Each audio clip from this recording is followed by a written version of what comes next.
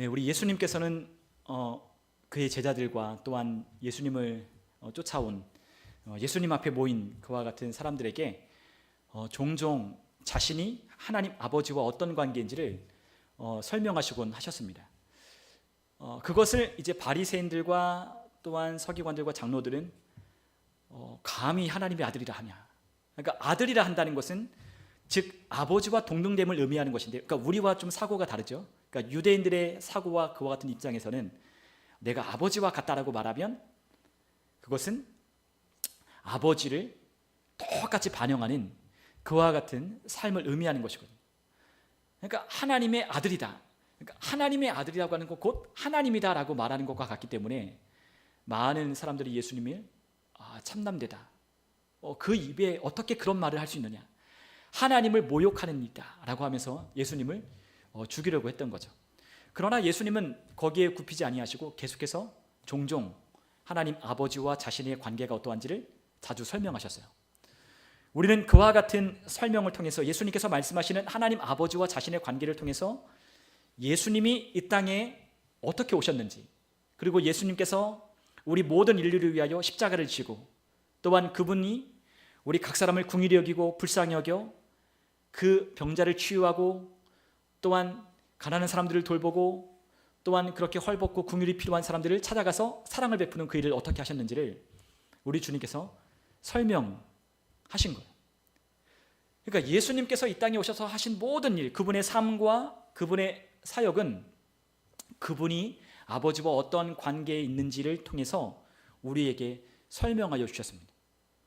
그러니까 그분이 이곳 가운데 왜 오셨는가? 그분이 이 일을 왜 하시는가? 그분이 이 일을 통해서 과연 어떠한 목적을 위하여 주님께서 이 일을 하고 계시느냐? 이것을 다 아버지와의 관계에서 설명을 하셨다는 거예요. 예수님은 자신의 그러한 일들의 동기를 설명하시면서 그 동기가 무엇인지 우리에게 잘 설명해 주셨어요. 그것은 아버지와의 관계 속에서 드러나는 것인데, 그것은 겸손이라고 하는 것을 통해서 주님께서 왜 이 일을 하시는지, 주님께서 왜 이 일을 위하여 이 땅에 오셨는지, 왜 하늘의 보좌를 버리고 이 낮고 천한 이 땅에 오셨는지를 우리에게 설명하셨다는 거죠. 그러니까 그분의 동기는 어디서 드러난다? 아버지와의 관계 속에서 그분이 이 땅에서 왜 이런 일을 하시는지 그 동기가 드러난다는 거예요. 근데 그 동기가 무엇이냐? 바로 겸손에 있다라는 거예요. 그러니까 그분이 이 땅에 오셔서 우리를 사랑하시고, 그분이 이 땅에 오셔서 병든 자를 고치시고 죽은 자를 살리시고 가난한 자를 먹이시고 또한 천국 복음을 전하신 이 모든 것은 그 하나님의 사랑으로부터 출발한 것인데, 그 일을 이루기 위하여 예수님께서 그 일을 어떻게 하실 수 있었느냐라고 하는 그 동기가 바로 겸손에 있었다는 거죠. 그것을 하나님 아버지와의 관계를 설명하면서 예수님은 겸손을 나타내셨어요. 그러니까 우리가 성경을 읽어보면 우리가 사복음서에 예수님께서 겸손이라고 하는 어떤 단어를 우리가 잘 발견할 수는 없어요. 그러나 그 예수님께서 하신 일, 그리고 또한 그 일을 왜 하시게 됐는지, 그것을 아버지와의 관계를 통해서 설명하실 때 그 겸손이 드러난다는 거죠. 여러분, 우리는 성경을 통해서 예수님의 그 모든 일대기, 예수님께서 이 땅에 오셔서 사셨던 모든 것들이 다 겸손에 의한 것이었음을 우리는 알 수 있어요. 그래서 우리가 이 겸손이라는 것이 어떤 것이냐, 우리가 몇 주 함께 나눴지만 겸손은 나를 비우고 주님으로 온전히 채우는 것을 우리가 겸손이라 한다 했어요. 그러니까 우리 안에 열망이 있어요. 우리가 예수님을 믿고 우리가 예수님을 따를 때, 우리가 예수님의 그 사랑을 더 깊이를 이해하고 깨달게 되어질 때 우리 안에 열망이 생긴다는 거죠. 근데 그 열망이 무엇이냐면 우리 주님을 닮고 싶은 거예요. 그러니까 우리 주님을 닮고 싶고 정말로 우리 주님을 따르고 싶고, 그리고 또한 그 주님 앞에 내가 겸손히 우리 주님을 나의 삶 가운데 반영하여 드러내기를 원하는 것이, 우리가 주님을 더 깊이 알아갈 때 우리 가운데 열망케 되는 우리 안에 그와 같은 마음이라는 거죠. 그러니까 우리가 깊이 있게 그분을 더 사랑하고 더욱더 그분의 풍성한 그분의 관계 속에 우리가 들어가면 들어갈수록 우리 안에 갈망하는 마음이 커지는 거예요. 그것이 바로 주님으로 채우겠다, 나를 비우고 온전히 주님으로 채우겠다라고 하는 이와 같은 갈망이 우리 가운데 생기는 거죠. 근데 그것이 무엇이냐면, 그와 같은 것을 가능케 하는 것은 겸손이라는 거예요. 그래서 나를 비우고 주님으로 온전히 채우기를 갈망하는 사람들, 그것을 우리가 동의하는 것을 우리가 뭐라 하냐? 겸손이라 한다는 거죠. 오늘 이 자리에 있는 우리 성도님들과 제가 나를 비우고 이 빈 그릇 안에 질그릇과 같은 아무것도 보잘것이 없는 이 질그릇 안에 정말로 이 세상 모든 것들의 근원이 되시는 예수님으로 채우겠다라고 하는 그와 같은 것으로 우리가 갈망할 때 우리가 비로소 겸손이라고 하는 것에 우리가 동의를 한다는 거예요. 우리가 나를 비우고 주님으로 채우겠다라고 결심할 때 우리는 겸손이 필요하다는 걸 깨달아요. 그리고 또한 우리는 이 겸손이 무엇이냐면 우리 안에 내 모든 삶의 모든 것이 하나님으로 말미암아 그분의 모든 것이 된다는 것을 우리가 기억하고 우리가 인정할 때 우리 안에 겸손이 필요하다는 걸 깨닫는 거죠. 우리의 삶의 하나님은 나의 모든 것 되십니다. 내 삶의 모든 것 되시는 주님, 우리가 그 주님을 우리가 인정하고 깨닫게 될 때, 그리고 그것을 우리가 동의하게 될 때 우리는 그것을 겸손이라고 하는 거예요. 그럴 때 우리 안에 겸손이라고 하는 마음이 들기 시작하는 거죠. 우리가 겸손할 때 주님으로 채우기를 원하는 거예요. 겸손할 때 하나님이 나의 삶의 모든 것 되기를 원한다는 거죠. 예수님은 이 땅에 오셔서 그분이 모든 하신 일과 사역은 다 겸손으로 이루어진 일들이었어요. 그분이 하신 모든 일은 다 겸손함으로 말미암은 일이었어요. 그것을 우리는 성경을 통해 보는 거죠. 하나님의 아들 예수님은 자신의 영광을 구하지 않으셨잖아요. 그분은 아버지의 영광을 구했고 그분은 누구의 뜻대로 행하셨죠? 아버지의 뜻대로 행하셨고 또한 그분은 누구의 말씀을 전했어요? 하나님 아버지의 말씀을 전하셨어요. 그러니까 예수님은 이 땅에 오셔서 자기 마음대로 자기 뜻대로 하시는 일이 아무것도 없어요. 그분은 다 누구 뜻대로? 아버지의 뜻대로 아버지께서 주시는 말씀을 말하고 또한 아버지가 행하라고 하는 것을 이루는 것이 자기의 일이라고 주님은 말씀하시고 그게 자기의 양식이라까지 말씀하셨거든요. 나의 양식은 무엇이냐면 아버지의 일을 행하는 것이 나의 양식이라고 말씀하심까지 그분은 아버지의 뜻을 따라 사셨다는 겁니다. 근데 그렇게 사셨던 이유가 무엇 때문이다? 겸손 때문이었다는 거죠. 우리의 삶에 우리가 진정으로 주 예수 그리스도 안에서 우리가 살아가기를 원하고 하나님을 내 삶 가운데 반영하기를 원하는 그와 같은 삶을 살고자 할 때 우리 가운데 더욱 열망하고 갈망해야 되는 것이 바로 겸손이에요. 그게 필요해요. 그러니까 주님으로 말미암아 내 삶을 완전히 가득 채우겠다. 내 안에 계신 그리스도가 내 삶 가운데 나타나는 삶을 내가 살고 싶다라고 한다면 우리가 무엇이 필요하다고요? 겸손이 필요하다는 겁니다. 그럴 때 우리 주님이 내 안에서 드러나시는 거죠. 근데 그것을 깨닫기까지 참 오랜 시간이 걸릴 수 있어요. 그것이 얼마나 중요한 가치인지 그와 같은 겸손이 우리에게 얼마나 필요한지를 우리가 깨닫을 때까지는 시간이 오래 걸리기도 해요. 그러나 만약에 여러분과 제가 우리의 삶 가운데 우리의 모든 것에 드러나는 하나님의 능력이 나타나는 모든 그 뿌리에는 겸손이 있다는 걸 우리가 깨닫게 될 때 우리는 이 겸손을 그 어느 때보다도 더 구하게 될 거예요. 근데 그것이 우리 안에 그리스도를 우리의 삶 가운데 우리 질그릇과 같은 우리 안에 온전히 그분으로 빛나게 하는 삶이라는 걸 우리 안에 경험시켜 주시는 겁니다. 그래서 우리에게 뭐가 필요하냐? 겸손이 필요하다는 거예요. 여러분, 하나님은 예수님을 통해 높임을 받으셨어요. 그의 아들 예수 그리스도는 하나님을 온전히 높이셨고 그분께 영광 올려드리셨어요. 우리의 삶도 그래야 하는 거죠. 우리가 이 땅에 왜 존재하고 우리가 왜 사느냐? 하나님의 영광을 위하여 우리는 지음받고 그의 영광을 드러내기 위하여 오늘 우리는 부르심을 받았어요. 그것이 우리의 삶에 우리의 어쩌면 하나님이 우리를 부르시고 우리를 또한 구원하신 이유일지도 몰라요. 하나님이 우리를 구원하시고 우리를 부르신 그 영광 가운데 하나님의 자녀 삼으신 그 이유가 우리를 통하여 온전히 아버지의 영광이 드러나는 것이 아버지의 뜻이라는 거죠. 그러기 위해선 우리의 삶에 겸손이 필요한 거예요. 왜냐하면 예수님이 하나님을 높이셨을 때 그분의 삶을 통하여 하나님의 아버지가 영광을 받으셨을 때 그분이 뭘 가지셨어요? 겸손을 입으셨고 겸손을 나타내셨기 때문이에요. 오늘 우리는 예수님을 통하여 하나님의 아버지의 뜻을 온전히 우리의 삶 가운데 반영하면 좋겠어요. 그것이 우리의 기도로도 나타나는 거죠. 우리가 마태복음 6장에 우리가 주님 가르쳐 주신 기도를 우리가 함께 보면 그 마태복음 6장의 끝에는 이렇게 기록되어 있잖아요. 우리가 먼저 그의 나라와 그의 의를 구하고 그분의 뜻을 구하라고 우리에게 가르쳐 주신 것처럼 그러니까 우리의 삶에 그분의 영광, 우리가 주기도문 어떻게 시작하죠? 하나님 우리 아버지요, 하늘에 계신 우리 아버지요, 아버지의 영광을 위하여 우리가 기도하는 거잖아요. 아버지의 이름이 높임 받으시고 그분의 나라와 그분의 뜻이 하늘에서 이루어진 것처럼 땅에서도 이루어지기를 원한다는 것이 주님이 가르쳐준 기도 속에 거기에 담겨 있는 것처럼 우리의 삶도 그러한 삶을 되기 원하여 하나님 앞에 나아가기 위해서는 이 겸손이 필요한 거예요. 왜냐하면 우리는 늘 하나님의 뜻과 우리는 상충되고 부딪히기 때문인 거죠. 우리가 원하는 게 너무 많아요. 주님께 구하는 것도 주님이 원하시는 것이 아니라 우리가 원하는 게 너무 많아요. 예전에 그 노래가 있었잖아요. 가시나무새인가? 네, 조성모가 불러서 히트를 쳤던 그 노래. 근데 그 원래 노래 원곡자가 있잖아요. 시인가 촌장인가? 잘은 모르겠지만 기억이 안 나지만 그러니까 내 속에 내가 너무나도 많아서 우리 주님이 내 안에서 쉴 곳이 없다라고 했던 그 노래 가사말처럼, 그러니까 우리 안에, 그러니까 우리가 성경을 배우고 우리가 어떤 하나님의 말씀을 배울 때 우리가 간혹 우리가 어떤 도표를 통해서 주님과 나와의 관계를 우리가 설명할 때가 있는데 우리 안에 주님이 들어오셔서 우리 안에 보좌에 앉으셔야만 하는데 그 보좌에 내가 앉아있는 그와 같은 모습을 우리가 가끔 성경 공부나 우리가 함께 나눌 때 그런 모습 도표를 보잖아요.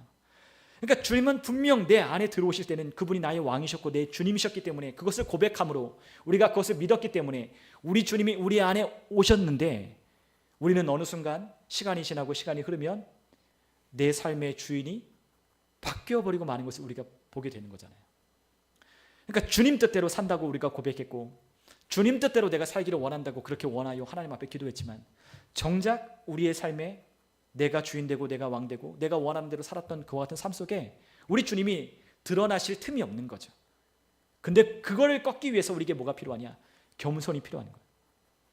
예수님은 자기의 뜻대로 하지 않으시고 아버지의 뜻대로 사셨어요. 그러니까 그게 쉬운 일은 아니죠. 그렇기 때문에 예수님께서 항상 뭐 하셨어요? 기도하셨죠. 내 뜻 말고 아버지의 뜻 이루기를 원합니다. 하나님 나라, 그분의 뜻, 주님이 기도하셨던 것처럼 제자들도 너희도 이렇게 기도하라라고 우리에게 가르쳐 주신 것처럼 나의 뜻을 버리고 나의 욕망, 나의 야망, 나의 꿈, 나의 계획을 내려놓고 하나님 아버지의 그 뜻을 위하여 우리가 기도할 수 있는 그와 같은 삶의 비결은 겸손에 있는 거예요. 우리가 겸손할 때 우리는 주님께 양보하기 시작하는 거죠. 내가 겸손해지면 내가 주님 앞에 양보하기 시작해요. 주님 뜻대로 사용해 주세요. 주님 마음대로 써주세요. 주님이 하라 하면 하고 안 하라면 안 하겠습니다. 주님, 내가 좋아하는 게 너무 많지만 내가 이러한 시간들을 보낼 때 내가 즐거워하고 내가 재밌어하고 내가 하고 싶은 것도 많지만 그러나 하나님, 내 안에서 이 싸우는, 저도 그거 참 많이 싸우거든요. 주님이 저에게 분명 오늘 원하시는 것이 있지만 그러나 그 원하시는 것을 뒤로하고 제가 찰나에 하고 싶은 것들을 하고 또한 그것을 보고 싶은 것을 보고 내가 재밌어하는 일들을 할 때가 얼마나 많은지 몰라요.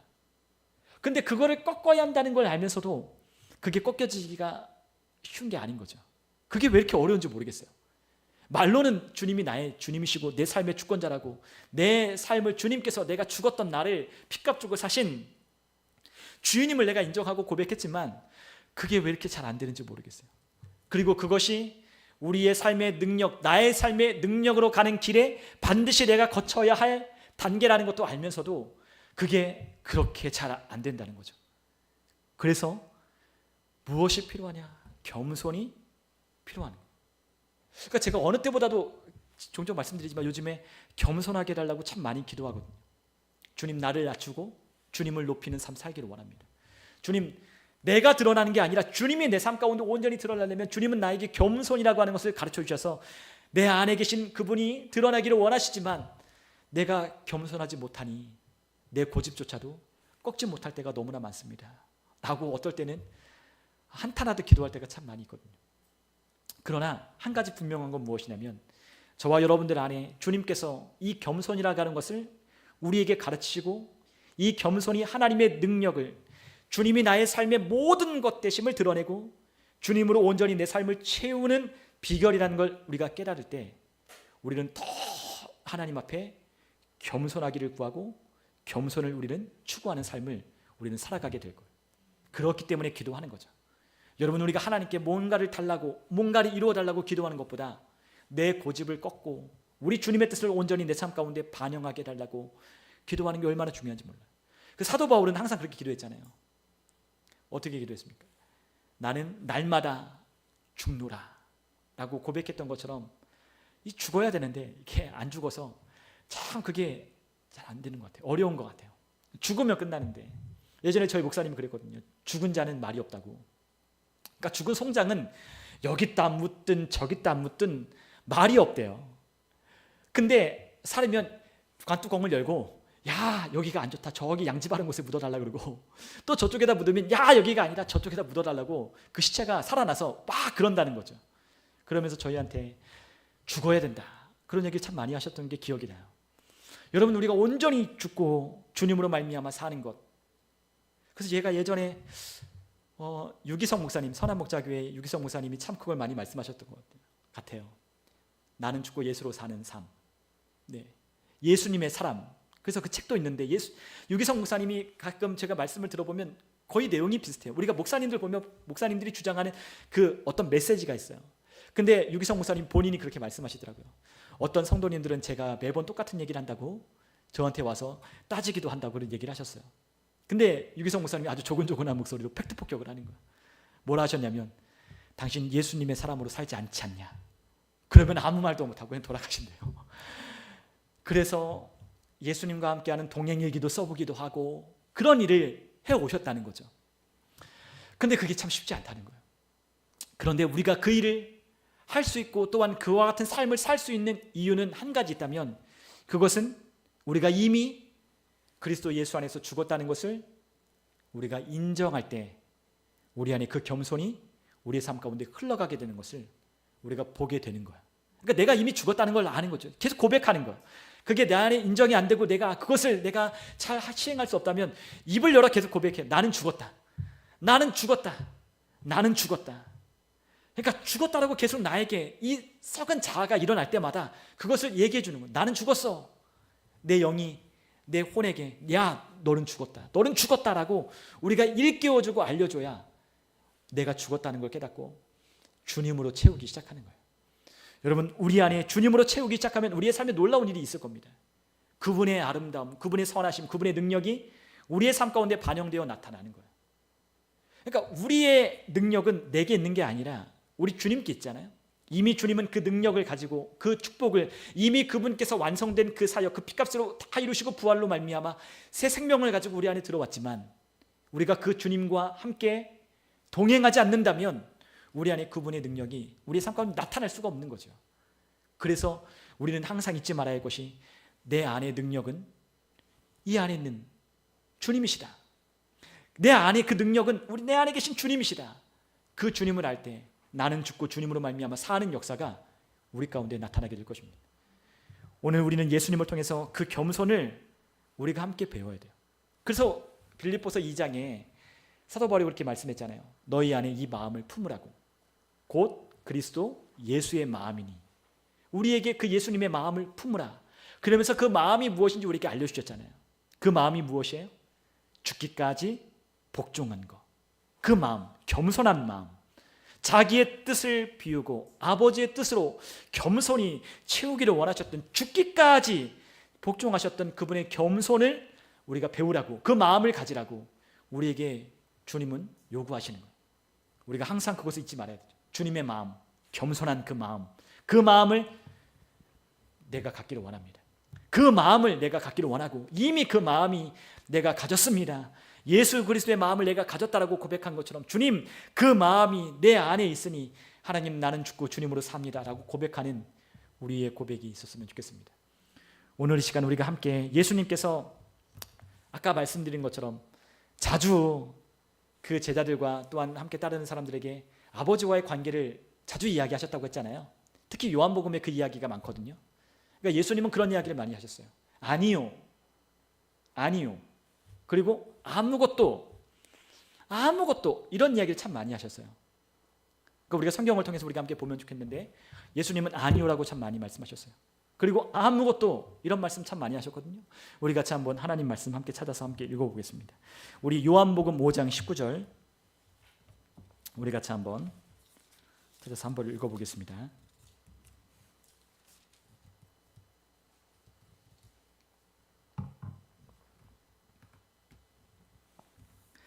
우리 같이 한번 9절 같이 읽겠습니다.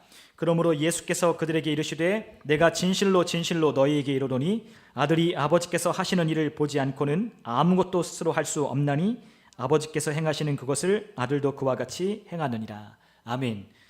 아무것도. 뭐라고 하셨어요? 아들이 아버지가 하시는 일을 보지 않으면 내가 아무것도 할 수 있는 게 없다 라고 그렇게 말씀하셨죠. 그러니까 내가 하는 일은 다 누구를 보고 하는 거예요? 아버지가 하신 일을 보고 똑같이 하는 거야. 그 이야기를 하셨어요. 여러분 또한 우리가 5장 30절로 한번 가봐서 30절을 또 한번 같이 한번 읽어볼게요. 30절. 내가 아무것도 스스로 할 수 없노라. 듣는 대로 심판하노니 나는 나의 뜻대로 하려 하지 않고 나를 보내신 이의 뜻대로 하려 함으로 내 심판은 의로우니라. 아멘. 또 뭐라 그러셨어요? 내가 아무것도 스스로 할 수 없다. 그분은 또 이야기를 하시는 거예요. 아무것도 나는 스스로 할 수 있는 게 없어. 나는 나의 뜻대로 하려고 하는 것이 아니라 누구의 뜻대로? 나를 보내신 이의 뜻대로 나는 하려 해.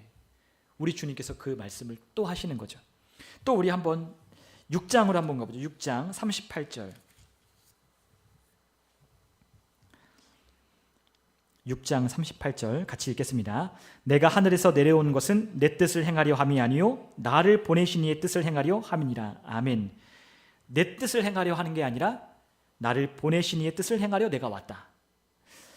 우리 7장으로 또 한번 가보죠. 7장 16절. 16절.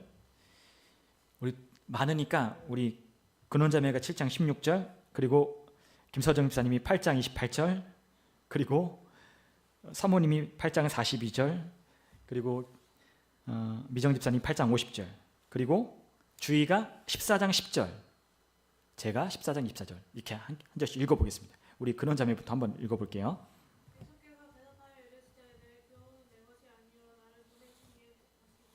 아멘. 네, 내 교훈은 내 것이 아니요, 아니래요.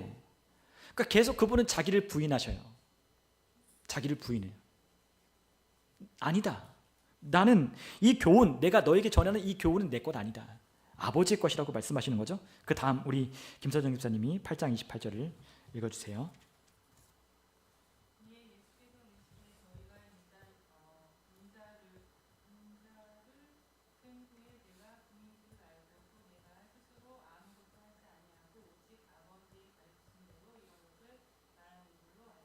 아멘. 아무것도 스스로 하지 않는데요. 아버지가 가르치신 대로 한다는 거죠. 그렇죠? 자, 그러면 또 다음으로 넘어가서 우리 42절.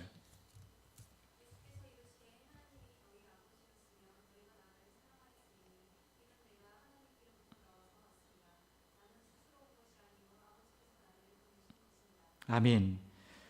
온 것도, 이 땅에 온 것도, 이 땅에 보내심을 받은 것도 자유로운 것이 아니라 아버지께서 보내셔서, 내가 스스로 온 거야 아니다. 내가 오고 싶어서 온 게 아니야. 아버지께서 보내셨기 때문에 온 거야 라고 또 말씀하시죠. 우리가 50절.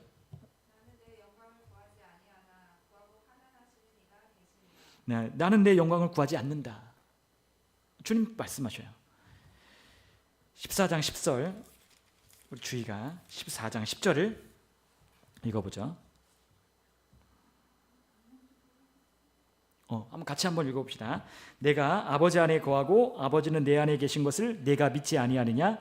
내가 너희에게 이르는 말은 스스로 하는 것이 아니라 아버지께서 내 안에 계셔서 그의 일을 하시는 것이라. 아멘. 또 계속해서 비슷한 말씀을 하시는 거예요. 너희에게 이르는 이 말은 스스로 하는 것이 아니라 아버지께서 내 안에 계셔서 그 일을 하시는 것이다. 아버지가 어디 안에 계신다고요? 예수님 안에 계셔서 그분이 하시고자 하시는 대로 말하고 그분이 그 일을 하시게끔 자기를 비워 주님께서 하시는 일을 하는 거예요. 자기를 비워, 우리가 빌립보서 2장에 있는 말씀처럼 자기를 비워 종의 형체를 입어 죽기까지 복종하신 그분이 자기를 비워 내 안에 계신 아버지께서 나를 통하여 일하시도록 자기를 내어드린 그 겸손으로 말미암아 이 일을 하고 있다라고 우리에게 가르쳐 주는 거예요.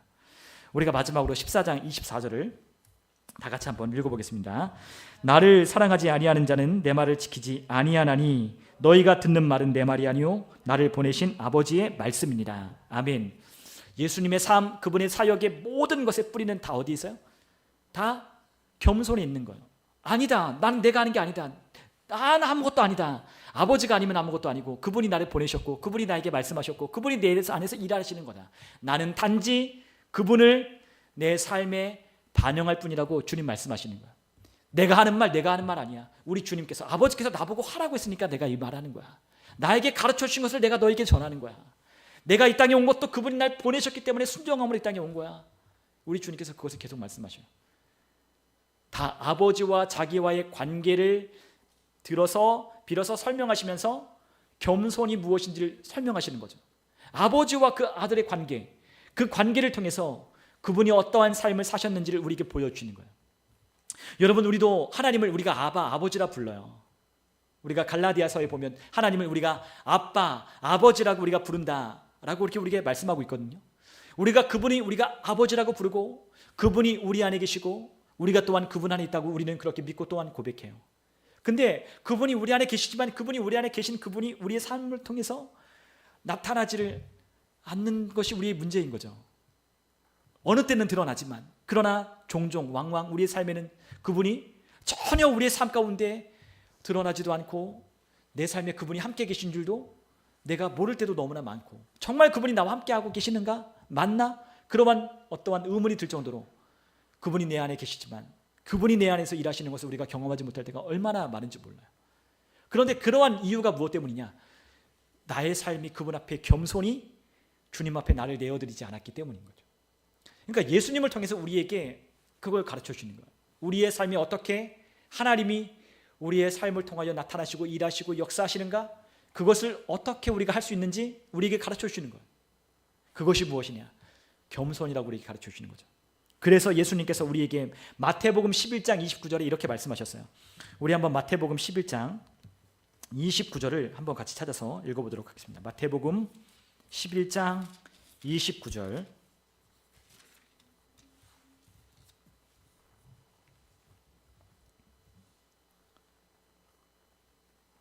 우리 함께 읽겠습니다. 나는 마음이 온유하고 겸손하니 나의 멍에를 메고 내게 배우라. 그리하면 너희 마음이 쉼을 얻으리니. 아멘. 네, 나의 마음이 온유하고 겸손하니 나의 멍에를 메고 내게 배우라고 말씀하셨어요. 그 마음이 어때요? 온유하고 겸손하다는 거죠. 그러니까 우리가 온유하다는 것에 대해서 우리가 함께 나눈 적이 있는데, 온유가 무엇이냐면 그러니까 부드러운 거예요. 부드러운 거. 근데 하나님께서 종종 이스라엘 백성들을 그렇게 부르셨거든요. 뭐라고 부르셨냐면 목이 곱고 뻣뻣한 백성이라고 그렇게 하나님께서 이스라엘 백성들을 가끔 칭하셨어요. 종종 칭하셨죠. 이 목이 곱고 이 뻣뻣한 백성들아. 그러니까 하나님 앞에 숙이질 않는 거예요. 그러니까 뻣뻣하니까 하나님께서 하시는 그 말씀을 듣지 않는 거죠. 네. 근데 주님께서 우리에게 대표적으로 온유한 사람을 우리에게 대표적으로 든 사람이 있는데 그 사람이 바로 모세였어요. 모세가 이 세상에 지면에 있는 모든 사람보다 더 온유하니라고 말씀하셨거든요. 그러니까 그 모세가 온유하다라고 하는 그 온유는 부드러운 걸 의미해요. 근데 그 부드러운 건 어떤 부드러운 거냐? 마치 길들이기 어려운 이런 망아지를 길들이는 것 같다라고 하는 그런 같은 의미로 그 온유를 쓰는 거거든요. 그러니까 길들여지지 않는 야생마를 길들이는 거야. 근데 그러려면 얼마나 많은 훈련이 필요하겠어요? 얼마나 많은 시간이 필요하겠어요? 근데 그거를 통해서, 그 훈련을 통해서 결국 그 말이 어떻게 돼요? 사람에게 쓰임받는 존재가 되는 거죠. 그러니까 사람이 그 등 뒤에 올라타고 그 말의 어떤 목적지를 향하여 달리기도 하고 멈추라고 하면 멈추기도 하고 하는 그와 같은 상태를 우리는 온유라고 하는 거거든요. 근데 예수님의 마음이 어떻다? 온유하고 겸손하다라고 우리에게 가르쳐 주셨어요. 그러니까 그분의 마음, 우리가 그분의 마음을 배우고 그분의 마음을 우리에게 가지라고 말씀하시는데 우리는 그분의 능력은 우리가 원해요. 저도 참 그래요. 우리 주님의 능력을 얻기를 원해요. 막 손 얹으면 그냥 팍팍팍 냈고 막 예수님의 이름으로 막 귀신 나가라면 귀신들 막 다 떨어져 나가고, 그리고 기도하면 다 응답되고 막 그러한 어떤 역사들이, 어떤 일들이 막 팍팍 막 일어나는, 어쩌면 이거 샤머니즘일지도 모르죠. 팍팍팍 다 일어나는 막 그런 것들을 꿈꾸고 그런 것들을 바라기도 했거든요. 근데 주님의 그 능력은 그렇게 나타나지 않더라고요. 주님은 주님이시기 때문에, 주님 말 그대로 우리의 삶의 주인이시잖아요. 주인이시기 때문에 우리를 다루어가는 그 주님이 우리를 훈련하시는 거예요. 주님은 우리를 훈련하고 계셔요. 우리를 처음부터 아주 유능한 사람이 될 수는 없는 거죠. 우리를 낮추고 또한 우리를 복종시켜서 우리를 여기도 전하고 저기도 사람에게 가서 부끄럽지만 복음도 전하고, 또한 주님 명령하셨으면 주님이 우리에게 가르쳐 주신 대로 이 복음 전하기 힘쓸 때 주님의 능력이 우리 가운데 담겨져서 그 많은 사람들에게 복음을 전할 수 있는 그 같은 사람이 되는 거예요. 한 번도 나가서 복음을 안 전해본 사람이 막 수만 명이 되는 사람 앞에서 막 복음을 전할 수 있겠어요? 벌벌 떨어서 못하죠. 그러한 훈련되지 못한 사람, 사랑의 훈련이 안 된 사람, 겸손함으로 훈련되지 않은 사람, 하나님의 사랑을 우리의 삶 가운데 반영하여 훈련되지 않은 사람에게 하나님이 어떤 큰 일을 맡길 수가 없는 거예요. 그런데 우리는 다 너무나 급해요. 주님께서 나의 삶 가운데 역사하셔서 주님 내 삶을 통하여 하나님의 영광이 드러내게 해달라고 막 기도해요. 근데 주님께서 우리에게 먼저 다뤄가기를 원하시는 건 우리를 겸손하고 온유한 주님의 마음을 먼저 배우기를 원하시는 거예요. 그래서 우리를 낮추시는 거죠. 신명기에 나오는 것처럼 주님께서 우리에게 광야의 길을 인도하신 것, 우리를 낮추기 위해서. 그래서 그 길을 허락하시는 거예요. 그냥 가면 되죠. 이스라엘 백성들이 그 광야 길을 아니라 그 왕의 대로를 통해 그 블레셋 해안가, 그 해안가를 통해서 그 가나안 땅을 향해 진격해 들어가면 일주일도 안 걸릴 거예요.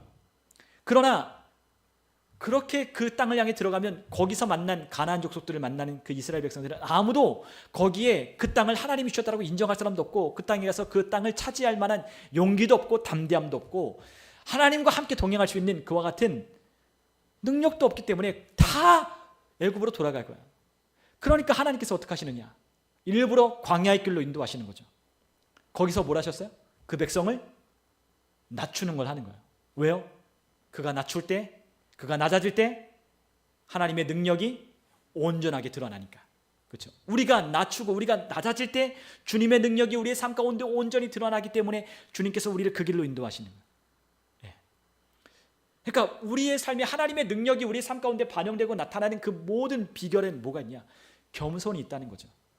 그래서 우리 주님은 우리에게 이걸 배우라고 하지만 아무도 이 겸손의 학교, 이 주님의 마음을 배우는 그 주님께서 우리를 인도하여 주시는 하나님의 그 신실한 하나님의 어떤 우리를 가르치고 인도하여 주시는 그 길을 우리가 가기를 원하는 사람이 그렇게 많지 않다는 거예요. 그런데 여러분 잘 보십시오. 우리의 삶에 하나님의 능력이 임하고 그 능력 가운데 그 삶에 하나님을 온전히 드러내고 반영하는 그와 같은 사람이 있다면 그 사람은 뭐가 있어요? 그 마음이 온유하고 겸손한 것이 있는 거예요. 그렇기 때문에 그리스도가 그 안에 거하시는 거예요. 그분이 그 안에 그 능력으로 그분과 함께 거하시는 거예요. 그게 비결인 걸 우리가 깨달아 알아야 한다는 거죠. 그분의 능력이, 그분의 삶이 우리의 삶 가운데 반영되고 나타나기 위해서는 우리에게도 겸손이 필요해요. 그러니까 이 겸손이 얼마나 중요한지 주님은 계속해서 배우라고 하고 이 마음을 우리에게 가지라고 주님 우리에게 말씀하셨어요. 다른 걸 가지라고 우리에게 말씀하지 않았고 주님은 뭘 가지라고? 주님의 마음을 가지라고 우리에게 말씀했다는 거죠. 여러분, 우리는 주님을 통해서 우리는 배워야 돼요. 주님이 사셨던 것, 주님이 어떻게 사셨나. 아까 우리가 말씀을 읽었던 것처럼 나는 아무것도 스스로 하지 않는다. 나는 아무것도 내 힘과 내 능력으로 하지 않는다. 나는 그것을 할 수조차 없고 나는 내 모든 것이 다 아버지를 보고 아버지께서 들려주고 아버지께서 하신 일을 보고 하는 거다 라고 예수님이 이렇게 말씀하셨던 것을 우리가 배운다면 우리의 삶에도 아버지가 우리의 삶에 나타나시게 될 거예요. 그분은 여러분과 저를 통해서 당신이 드러나기를 누구보다도 원하시고 계신 분이시잖아요. 그분은 우리의 삶을 통하여 드러내기를 원하셔요.